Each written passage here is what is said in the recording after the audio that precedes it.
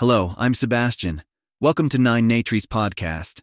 Today, I will summarize and review the book. Kate Moore's The Woman They Could Not Silence shines a light on the harrowing true story of Elizabeth Packard, a wife, mother, and pioneering advocate for women's rights and mental health reform in the 19th century. Against the backdrop of the society that systematically silenced women through institutionalization and legal constraints, Packard's journey is a testament to her indomitable spirit and the resilience of the human will to seek justice. Moore, known for her compelling narrative nonfiction, masterfully recounts how Packard was wrongfully committed to an insane asylum by her husband due to her outspoken views, particularly her challenges to his religious orthodoxy. The book is not just a recounting of historical events, but a vibrant and deeply personal exploration of a woman's fight against the societal chains of her time. I will give you key takeaways from this book. Firstly, Elizabeth Packard's commitment to an asylum. Elizabeth Packard's wrongful commitment to an Illinois insane asylum in 1860 serves as a striking opening to her story. Her husband, Theophilus Packard, a strict Calvinist minister, deemed her too outspoken and independent, especially in her differing religious views and her vocal opposition to his domineering ways. In an era when women's legal rights were minimal and their roles were strictly confined to domestic spheres, Theophilus easily had Elizabeth institutionalized without her consent or a trial. This act underscores the broader societal norms, where women were often silenced or punished for exhibiting traits that deviated from submissive expectations. Moore delves into the grim reality of Packard's asylum experience, highlighting the appalling conditions and the prevalent use of institutions as tools to subdue and control rebellious or inconvenient women, illustrating a dark facet of 19th century American society. Secondly, fight for legal and social justice. Amidst the darkness, Elizabeth Packard's story is also one of remarkable resilience and an unyielding fight for justice. After her release from the asylum, Packard embarked on a crusade not only to reform mental health institutions, but also to champion women's legal rights. Moore meticulously documents Packard's legal battles, including her landmark case against her husband for wrongful confinement, which she remarkably won, and her relentless lobbying for legislative change. Packard's efforts led to significant legal reforms, including the passing of the Illinois Married Women's Property Act and legislation requiring a jury trial before involuntary commitment to an asylum.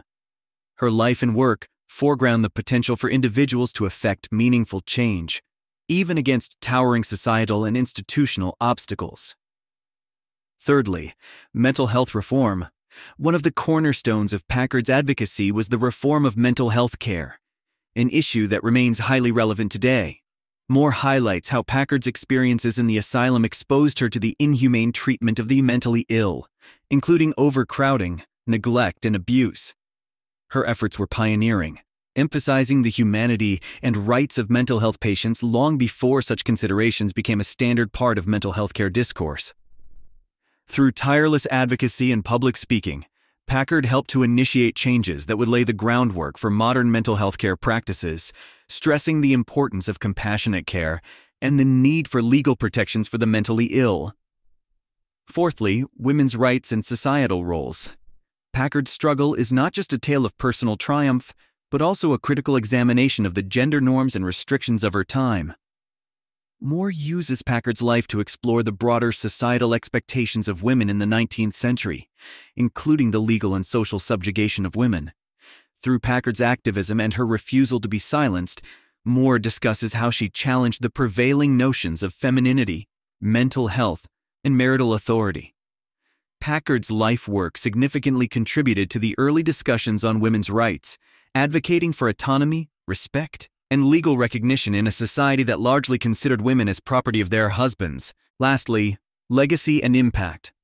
The long-lasting impact of Elizabeth Packard's activism is a testament to her fortitude and the righteousness of her cause. Kate Moore doesn't just narrate Packard's life, she connects her story to ongoing struggles for gender equality and mental health reforms. Packard's legacy, as outlined in the book, serves as an inspiring reminder of the power of individual action in driving societal change. Her pioneering efforts for legal reform and mental health care improvements paved the way for future generations, framing her as an early and significant figure in these fields. Moore's detailed account of Packard's life underlines the importance of remembering and honoring those who fought bravely in the face of seemingly insurmountable odds. In conclusion, Kate Moore's The Woman They Could Not Silence is an essential read for anyone interested in the intersections of gender, mental health, and legal reform. Elizabeth Packard's story is not just a narrative of past injustices, but a resonant echo in the continuing struggle for equality and human rights. Readers who are passionate about women's rights, history, and mental health advocacy will find this book both enlightening and inspiring. Packard's life demonstrates the significant impact one individual can have on reforming societal norms and legal practices. Her courage, resilience, and determination serve as a powerful inspiration for contemporary movements and remind us of the importance of fighting for justice and equity. The book not only educates its readers about a pivotal figure in American history, but also motivates them to consider their role in advocating for change within their communities. If you would like to support Kate Moore, you can buy the book through the Amazon link I've provided in the podcast description. After reading the book, please let me know what you think and share your thoughts. See you around.